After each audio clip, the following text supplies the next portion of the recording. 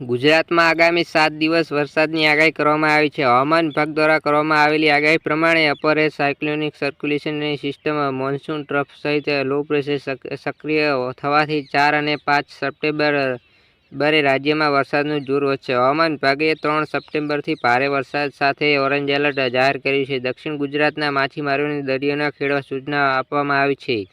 આગામી 24 કલાકમાં બંગાળની ખાડીમાં એક લો પ્રેશર સિસ્ટમ સક્રિય થશે. હવામાન વિભાગ દ્વારા કરવામાં આવેલી આગાહી પ્રમાણે 24 કલાકમાં બંગાળની ખાડીમાં એક લો પ્રેશર સિસ્ટમ સક્રિય થશે.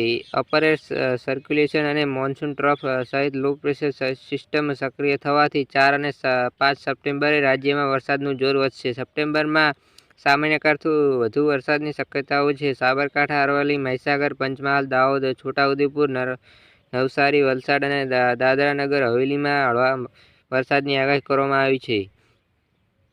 રાજ્યમાં ચાલુ સિઝનમાં 90.81% વરસાદ નોંધાયો છે. રાજ્યમાં ચાલુ સિઝનમાં 90.81% વરસાદ નોંધાતા જેમાં દક્ષિણ ગુજરાતમાં 94.48%, ઉત્તર ગુજરાતમાં 95.31%, કચ્છમાં 85.14%, મધ્ય ગુજરાતમાં 90.58% અને સૌરાષ્ટ્રમાં 84.48% વરસાદ નોંધાયો છે. રાજ્યમાં સાર્વત્રિક વરસાદને કારણે 207 જળાશયોમાં 84.05% પાણીનો જથ્થો છે. સરદાર સરોવર ડેમમાં 89.89% પાણીનો સંગ્રહ છે. ઉત્તર ગુજરાતના 15 ડેમમાં 76.53%, મધ્ય ગુજરાતમાં 17 ડેમમાં